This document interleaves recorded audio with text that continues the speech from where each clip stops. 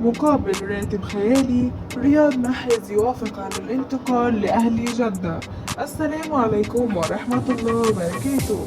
أهلا وسهلا بكم متابعين الأعزاء.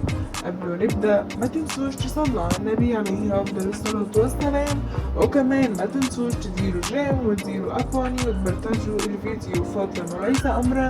ويلا بينا نبدأ الخبر. أكد تقرير صحفي موافقة النجم الجزائري رياض محرز لاعب فريق مانشستر سيتي الإنجليزي على الانتقال إلى نادي أهل جدة السعودي. وذكرت صحيفة ذا صن البريطانية أن رياض محرز وافق على الانتقال إلى أهل جدة السعودي مقابل 410 ألف جنيه استرليني أسبوعيا. وأضافت أن رياض محرز اتفق مع أهل جدة على الشروط الشخصية، إذ يرى المهاجم الجزائري بأن الوقت مناسب لخوض التجربة. ولفتت أن مصير رياض محرز في أيدي مانشستر سيتي، حيث ورد أن بيب جوارديولا المدير الفني للفريق حريص على الاحتفاظ به.